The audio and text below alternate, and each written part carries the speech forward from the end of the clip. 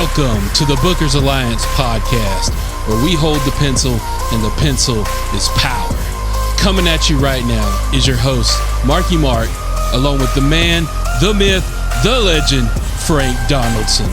Join us as we discuss the ever-changing landscape of professional wrestling. So hang on tight, you jabronis, and enjoy the ride.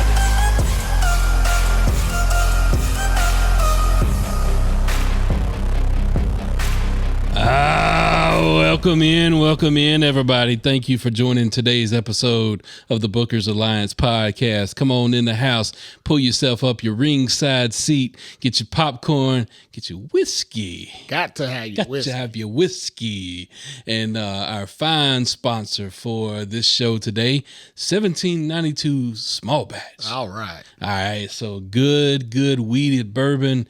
If you're a fan of Maker's Mark, you'll be a fan of this. All right.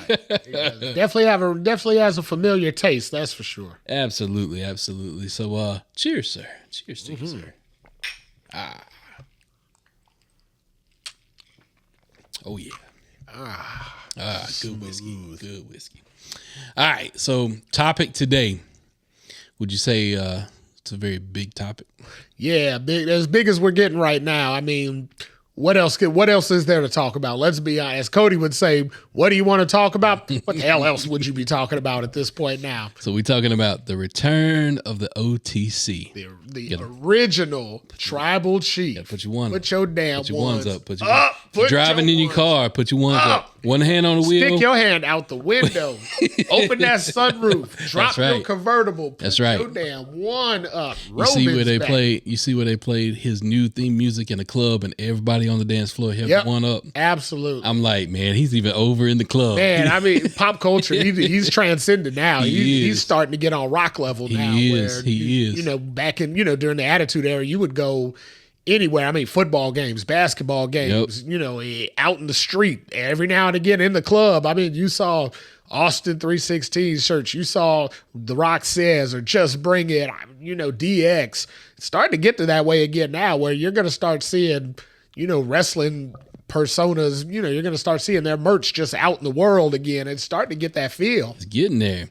We got some things we got to talk about, though, before we get to the return of the tribal chief. We got some things. We got the fallout here of SummerSlam we got to talk about. Yeah, SummerSlam. SummerSlam was a good pay-per-view. Great pay-per-view. I loved it. Lots of things paid off. Yep. Lots of things. First thing that paid off, Oh yeah, damn! They were so overdue. If they were, and what I tell you when it was happening, where better for him to win it in would be into the dog pound. Dog pound. That man got a little dog in him, Absolutely. So you got to win it in the dog pound. It all added up when I think somebody made the analogy on the pre-show. Yep. And I said, damn, now I understand it. It all made sense. Then. Yeah. So Braun Breaker.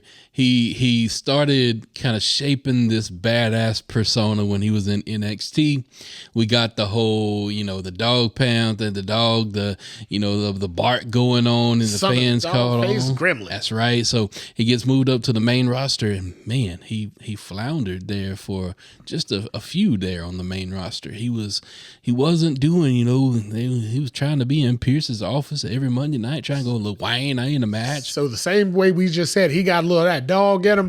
Triple H got a little of that Vince in him because he brings these guys up from NXT and then somehow or another forgets that they were big stars in a small pond. And then I guess he wants to make them earn their due, pay their dues on the way up or earn their stripes. Because like Braun Breaker and like Mello and Bronson Reed, there's a long list of people we could talk about that came up from NXT and started out real slow and real bad. And I'm like, well, why? Why are we doing this again? But hey, as long as we get there in the end, I'm okay with it. Slow burn, sir. Yeah. Slow burn. So, Mr. Braun Breaker finally got the Intercontinental Championship. I'm a Sami Zayn fan, but it was time. He needed to have a different. It was past time. Yeah, he was supposed to win that over in Glasgow, but since we didn't do it there, damned if we didn't. We had to get it done somewhere. So why not SummerSlam? Had some other fallout. Nia Jax is no longer Queen Nia, but Queen WWE Women's Champion Nia Jax. Nia Jax is the Women's World Champion, or the WWE Champion for the women in the wrestling. She ain't even in the damn video game.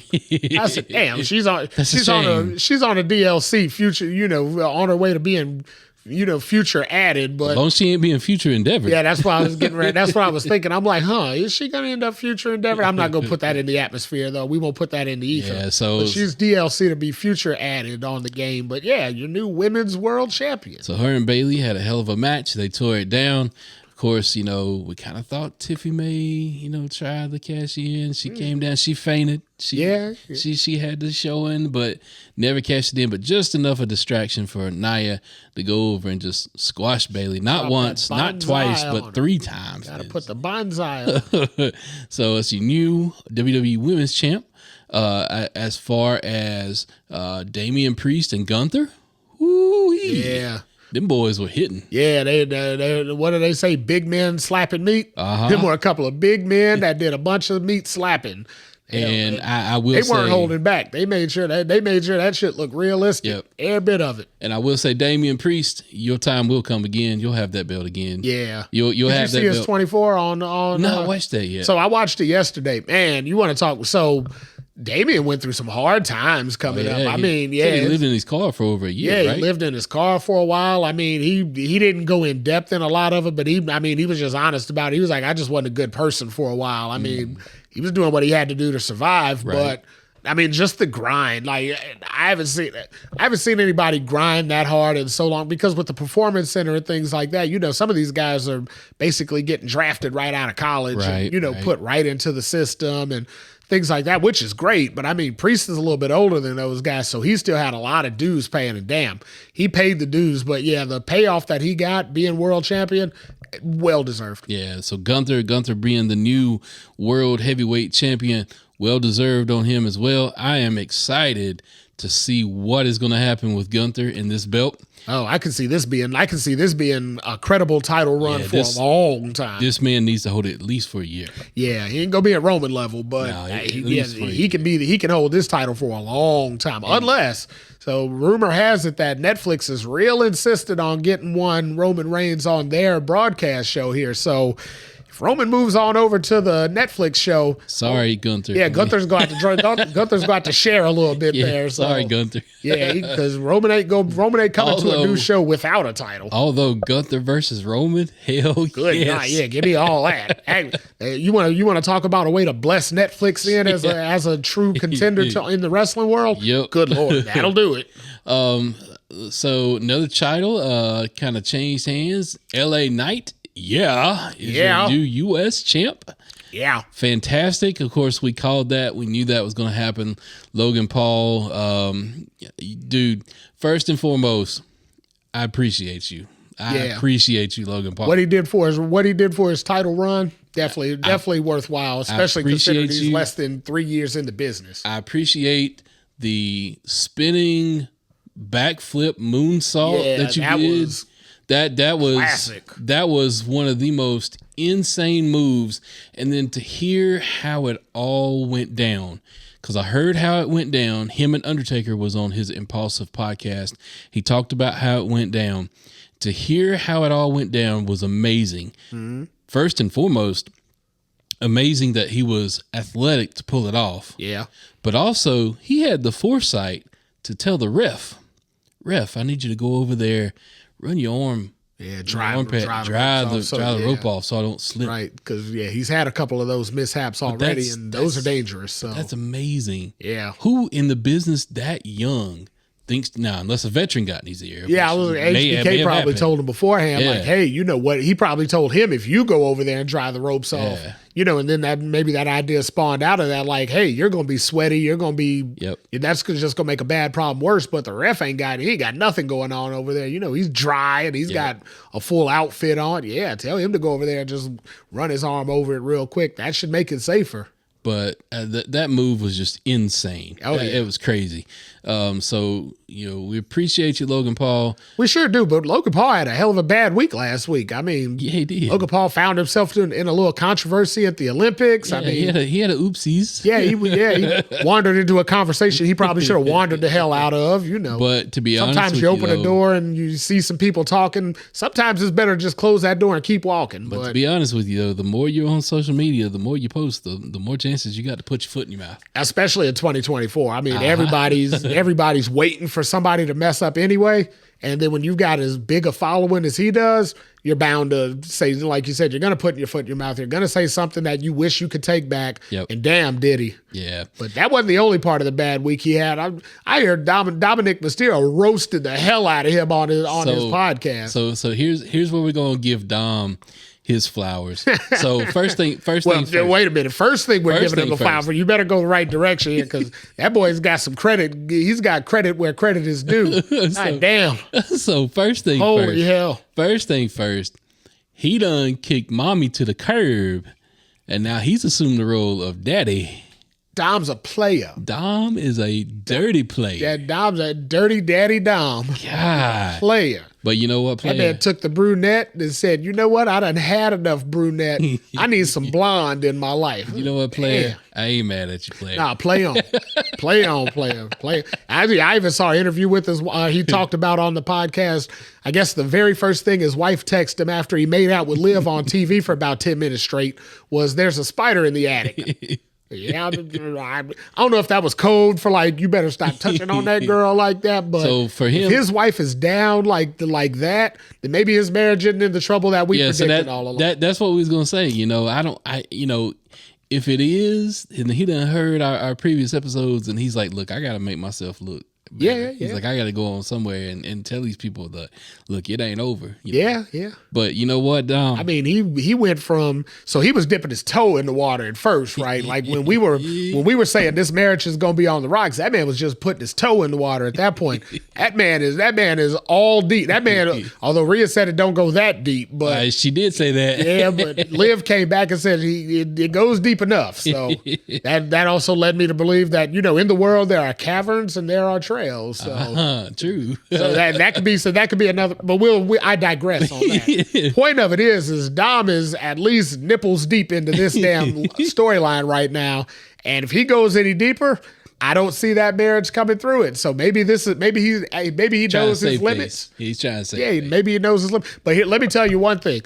Sure makes you rethink your career choices when you realize, damn, if I got in the wrestling business, I could be doing that and have a good justified reason to do it when I come home to say, hey, just working, babe, just working. I mean, you got plenty of actors. Just working the gimmick. You got plenty of actors that take on roles, and I mean, that's how it goes. Yeah, I guess. I don't know how far my acting chops will be getting me in here. I feel like Dirty D would have to take over and just kind of, fill in the gaps where I may be slacking on the acting.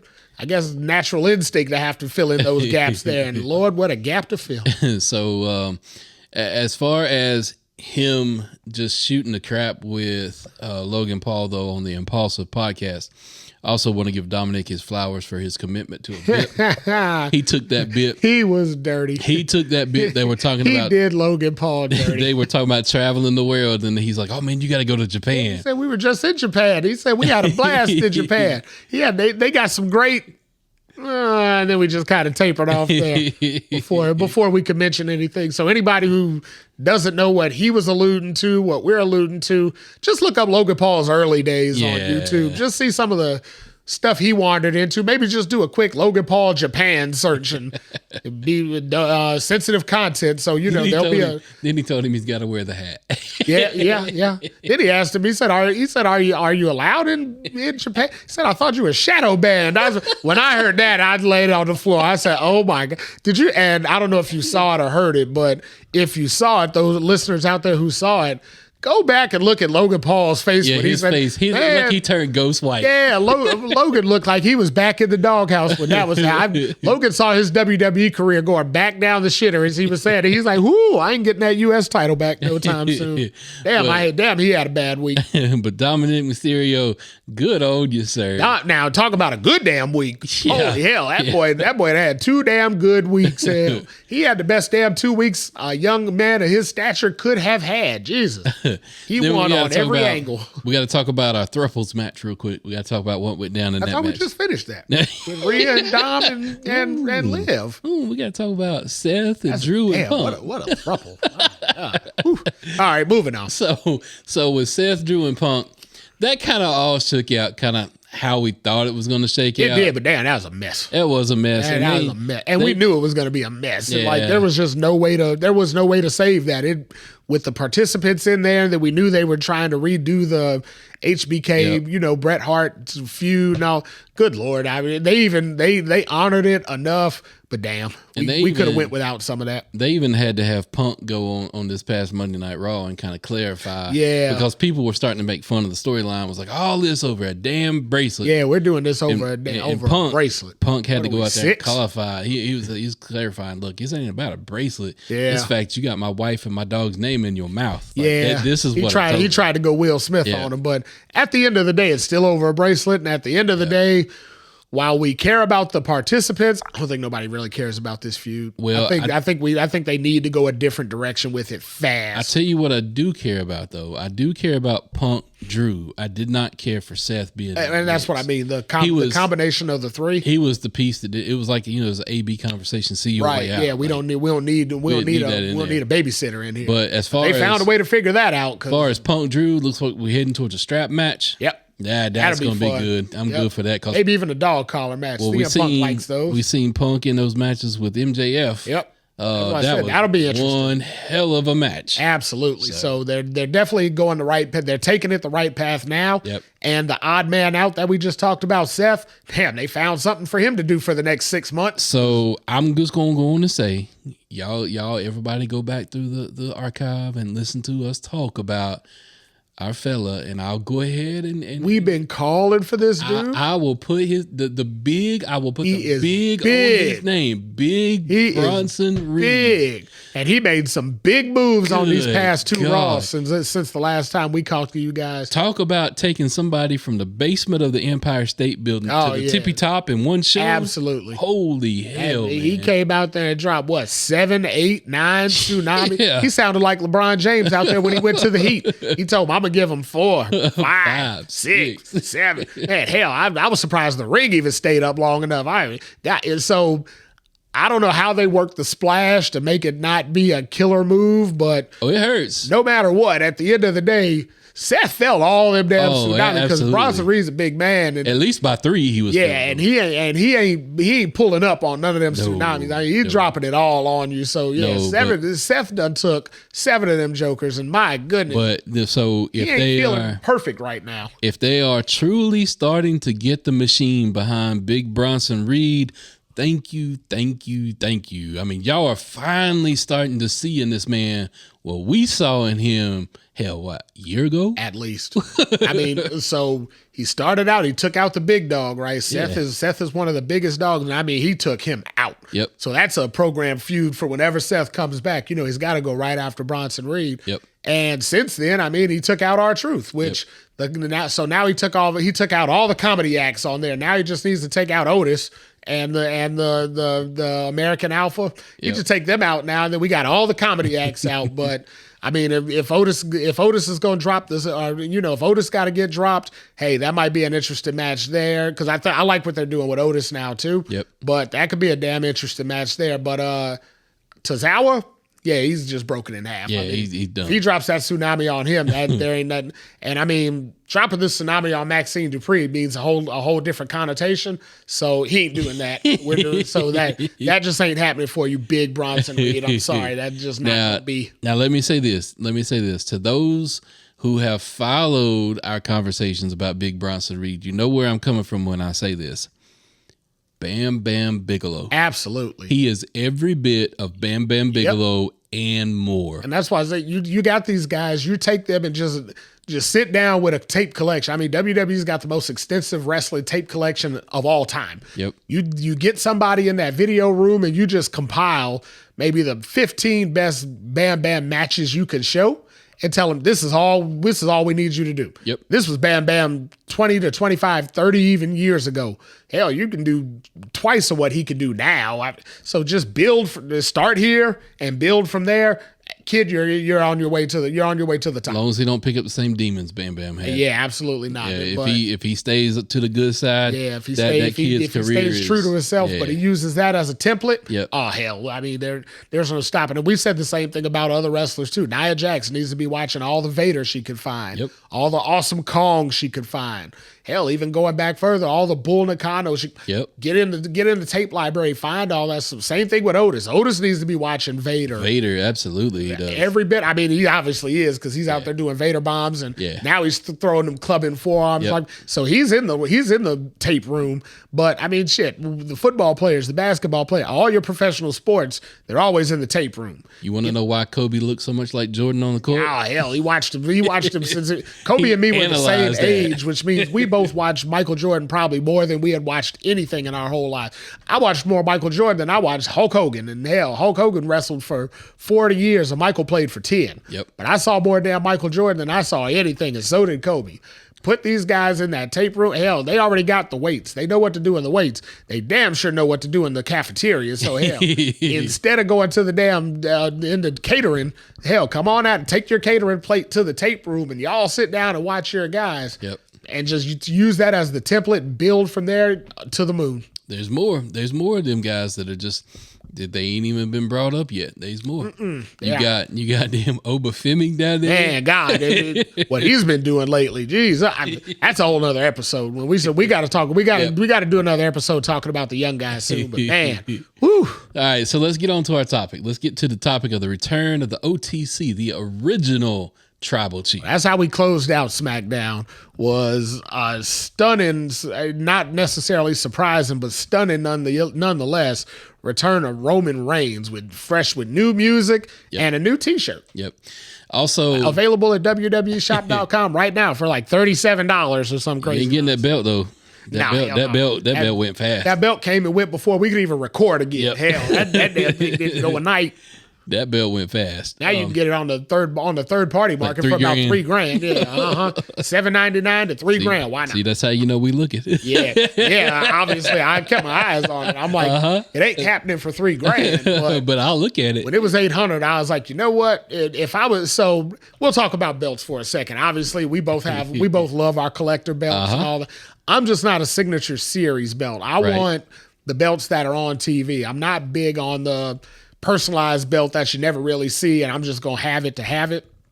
So the Roman belt wasn't a must-have for me, but let me tell you, after I saw it, after I got a good look at it, and got a scan of it from some people that got it, wouldn't have been a bad belt to have. No, that belt was on point. Yeah, it wasn't a bad belt to have. So, all right, so let's talk about some things, though. Let's talk about how this all went down. So first things first, how did we get to the match where Roman returned? How did we get there? So there was a conversation between Solo Sikoa and Cody Rhodes, and it turned into more of a I don't think you are the Tribal Chief. I don't think you're the cosplay Tribal Chief.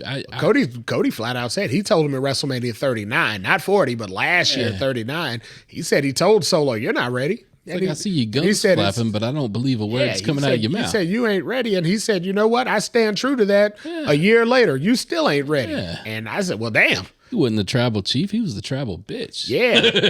and Cody took a lot of ass whoopings for saying that, too. Sure they came out there. They took out Randy. They took out Kevin. They took them all out on Cody's back end. So that's kind of how we got to the Bloodline Rules match. And then in the match, you kind of figuring, okay, at some point in time, we're not going to get a traditional match because it was a traditional match for a while. Yeah, and we're wondering, what was the point of all that Bloodline Rules stuff? Where's this all coming from? If you remember, we had a precursor before the match started that there would probably be some outside antics. We did. Because if you remember, we saw Uncle Lauren in the back. Where's my Glock? I was going to say Uncle Lauren was going to come out there and shoot some people. Yeah. And he said, there's some friends out here that you probably know and maybe some that you don't know. And I'm like, well, Now, we knew there was going to be somebody returning. We knew Randy and we knew KO. Yeah, we knew they were shoe-ins, but we had 4 to fight. So it's like, how are we going to get to 4?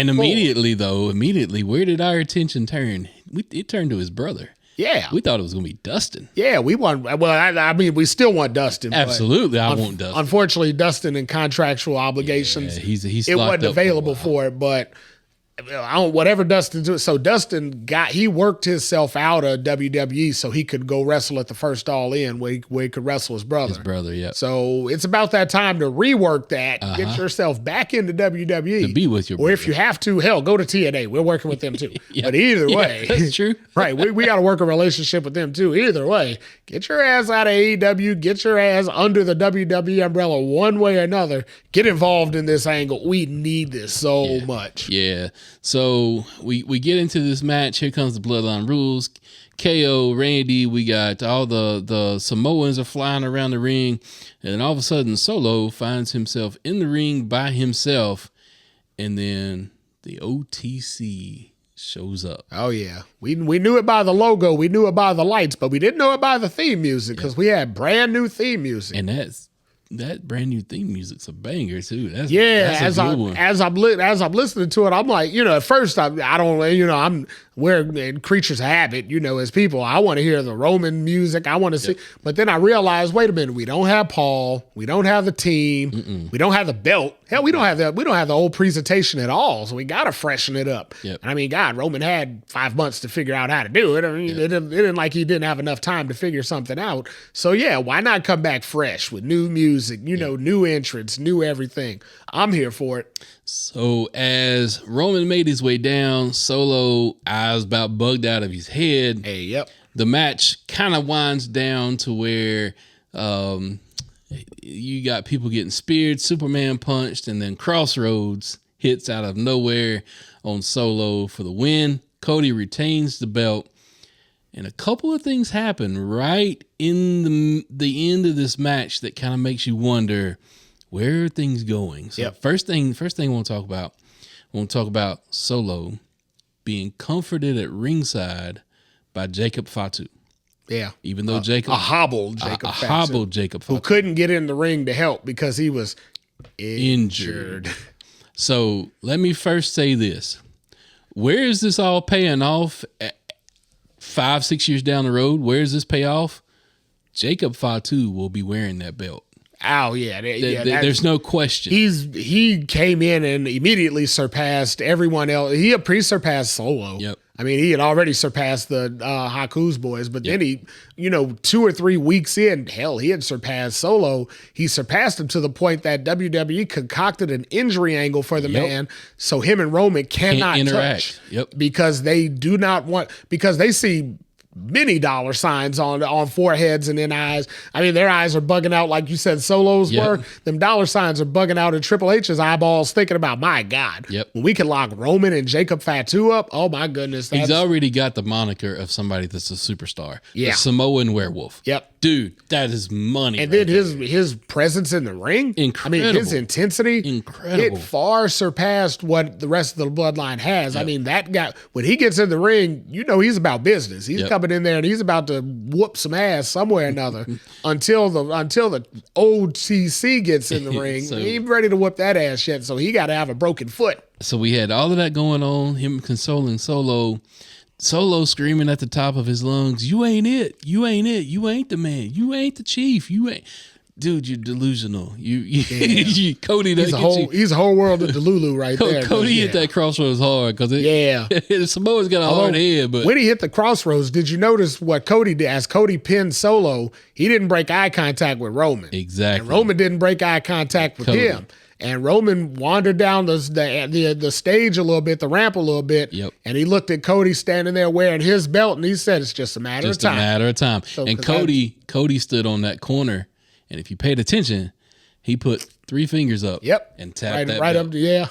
So they going for a rubber match. Yeah, it's inevitable at some point. If you're not going to take Roman off SmackDown, there ain't nowhere else for Roman to go. Roman's going to go through the bloodline as long as that takes.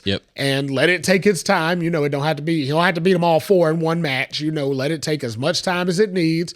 But him and Cody and the rest of us all know it's inevitable that that's coming. Unless Roman goes to Netflix, unless Roman gets poached over to USA, it's coming. If Roman stays on SmackDown, that's inevitably going to happen. And damn, when that happens, it's going to be the biggest thing we've seen in wrestling since last year's WrestleMania. So I saw somebody say something. Why haven't we heard him talk yet? Who is that? Roman.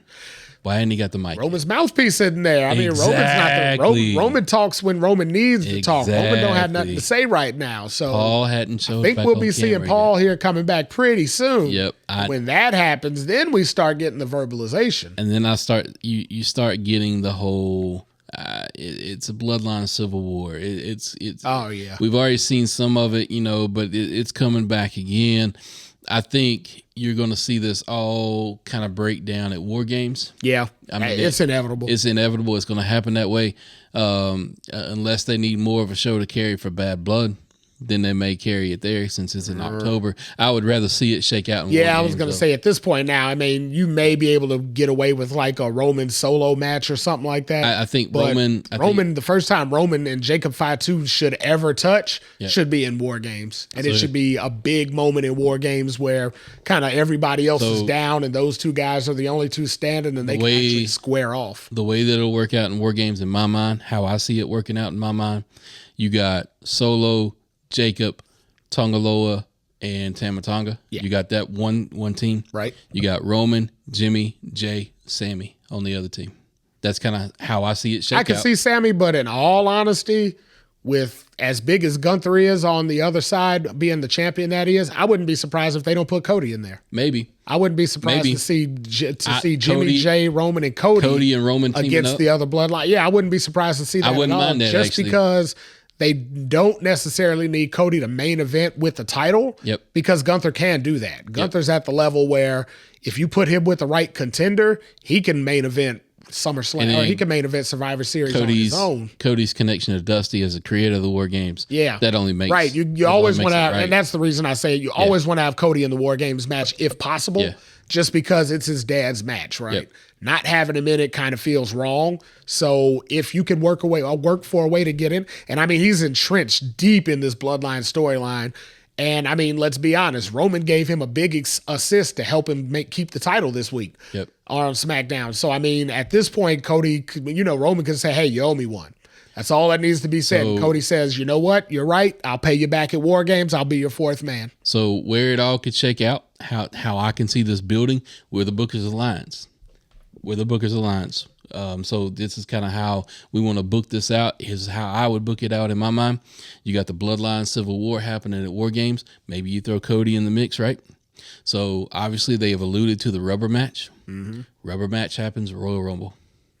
That just follow me out. Follow me out. Rubber match happens at Royal Rumble. So you get Cody, you get Roman, you get Royal Rumble.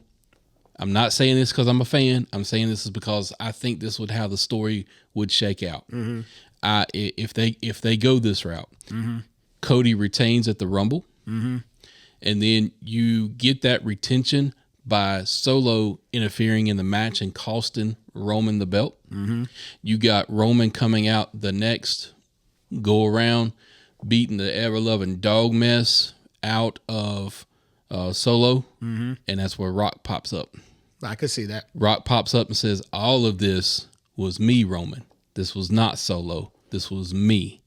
And then it builds towards your Rock Roman at Mania. I could see that. Let me take it a little bit further, though. So I'll build right off of what you just said. So I'm with you all the way through Cody retaining at the Rumble, right? Because we can't put the title back on Roman right away, right? Right. What I'm thinking is there is outside interference. It is bloodline interference. But what I'm thinking is that's when Roman can completely transition over to USA at that point, and go over to Netflix. Mm-hmm. So that way him and Cody can stay apart because they don't need to be apart. Well, what you just said, you can still do because Rock can still come on SmackDown the next week and say, I sent Roman over to Netflix. I sent Roman, that was part of my deal because I'm the boss around here. I send who I want, where I want. And Rock can still pop up on USA to further the feud. So it isn't like you have to, it isn't like Rock's tied to one show. Rock goes where he wants. Okay. That keeps Cody and Roman completely apart. So now we're not expecting Roman to A, win the title from Cody, or B, continue challenging for the title because Roman, I think at the first of the year, is going to pop up on that very first Netflix. Yep. Or Raw on Netflix. And I think, and they've done it before where the guys switch, but they say it won't take effect until after the Royal Rumble because, Royal Rumble implications may play a bearing on these changes. Right. But you take Roman, because remember, Roman didn't get drafted. Remember, Roman stayed out of the draft when they had the draft. That's true. They made a big point of Paul saying he is abstaining from the draft, which means he goes where he wants. I think he finishes out this storyline on SmackDown, because SmackDown's only got a couple more weeks left anyway. You know, they're running out of time on on Fox anyway. I think they're done with them in October, so they've got a little less than 2 months before that's over. So at that point, wherever they go to hold until they get on to Netflix, Roman goes. So Roman can bless in that, you know, that way you're going to get your viewership to follow because, hey, you want to see Roman. Right. But they say, you know, that won't take effect until, you know, until after the Rumble, blah, blah, blah. Well, then, like you said, same way, you know, Roman loses, Rock bounces between both shows. Roman says, you know, I want to move over to USA or Netflix. All that can work itself out, but you still can work your way to where they want to go at WrestleMania, depending on where they want to go.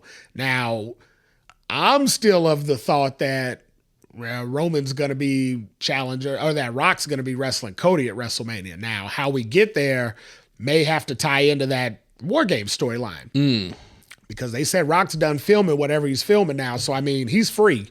Hopefully he's free until Survivor Series, because what I'm thinking is you have the War Games match, you have the 4 guys we said, you know, Roman, the original bloodline with Cody, right? But then Rock comes out there and causes them to lose, and that can kick all that off there. True. So Rock can introduce himself as the leader of the new bloodline in War Games, and he cost them the match and blah, blah, blah. Then you just carry on what we just said going forward from there. Yep. But Roman can move over to the other show. Rock can go between both shows, keeps Cody out of the mix completely. Rock can take his bloodline with him to Raw if he needs to, because, I mean, why not? And, I mean, Jay's already there, so he's already there waiting on Raw, you know, and they're not really doing anything with him right now that's so big that they can't make that change. So, hey, you just bring Jimmy. Jimmy's been gone for so long, you don't know. You just bring him right with Roman. So then it comes to a crux of the way all of this pays off, because you know that everybody's been clamoring for Rock Roman for years, right? Until last year, right? Uh-huh. And so then we wanted to see Cody, you know, everybody wants to see Cody finish the story. My thing, though, is now you've still got 2 huge matches that everybody wants to see. Yeah. Everybody wants to see Rock Roman. Yeah. Everybody wants to see Rock Cody. Yeah. So there's only one stage that's big enough for those matches. Yeah. But there's more than one WrestleMania. I mean, there's going to be 42. There's going to be 43. But can Rock sustain that long? So at this stage, you're really only asking Rock to give you 2 matches, right? You're asking Rock to give you, let's say, for me this year, this is what I would do this year if it was me. So I'm just going to go balls to the wall. We're not going to tell how we get there. We're just going to say it. If it was me, I would do Rock Cody at WrestleMania this year, because we're still waiting on that People's Champion payoff versus the heavyweight champion. Right. And I feel like that's Cody's crown, a moment where he's the true People's Champ and the WWE Champ, blah, blah, blah. He beats Rock, and he's the biggest champ of them all, you know, and that's what they want Cody to be anyway, as the top guy right now. I'm thinking, you know, right now it's like, okay, well, what do you do with Roman? There's where you have Roman Jacob fight too. Yeah. I mean, if Jacob's going to be ready, you have him ready to go there, and then you could take the other 2 Tonga boys and they can fight the Usos, and you could do whatever Solo can maybe fight Sami Zayn at that point. There's a lot of ways to go, but I was going to say either that, or they're truly going to start building SummerSlam as the second WrestleMania. Mm-hmm. And you do... Yeah, you know it's going to 2 nights next year. Yeah, and maybe you do Cody, or you do Rock Roman at WrestleMania, Cody Rock at SummerSlam. Maybe. You know, maybe. I think the thing is, though, is I'm just That's hoping, asking for a lot out of Rock, though, because that's like 3 months apart. And you're like, we need you to wrestle twice. I don't know if his schedule can, like, you know, you can plan for WrestleMania, because WrestleMania don't change, right? It's April of whatever every year. SummerSlam does too, but I mean, locations change, things like that change. I think my thing is I just don't want to get robbed out of one of those matches. So I mean, let's call a spade on this. This is you and you crybaby's fault that we got robbed out of one of those matches this damn year. There you are. We could have seen the greatest match of all time at this year's WrestleMania when we saw Rock and Roman. And they could have done whatever they needed to after. But you and all you damn crybabies out there, you took it. Cried and you whined and you wore your pink bathrobes and you sat in your mama's basements and keyboard warriored your asses right out of the best wrestling show we could ever have. I gave you just enough line and you finally bit the hook. I'm always waiting for a moment to remind you guys that Rock said it himself. You fucked that match up as royal as possible. We had all the glory right in the palm of our hands, and you silent minority or you loud minority took it all away from us. And now we're in a crux of what we're gonna do for the next 3 damn WrestleManias to fix it. So as we wrap up this show, here's what I do want to say, though. I do want to say, yes, huge Cody Rhodes fan. Yes, I wanted to see that happen at Mania. Hell yes, I wanted to see him win the belt. And now we got a mess. And now I'm ready for Roman to run roughshod. And even over Cody. I mean, even over Cody. Because again, you got to separate those two. But here's the thing. Here's the thing, though, Frank. I had my moment. You paid me off. I got the end of my story. You satisfied me as a person who was chasing that story with Cody for 2 damn years. You paid it off, and I thank you.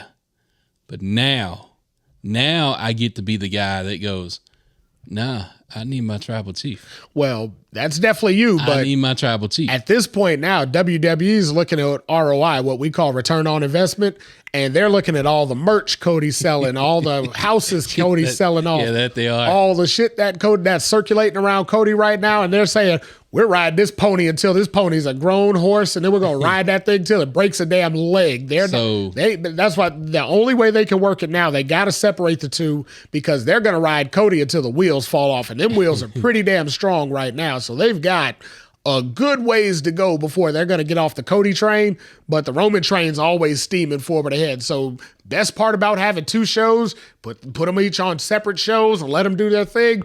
Hey, you make magic happen there. But so let me say this as we wrap up.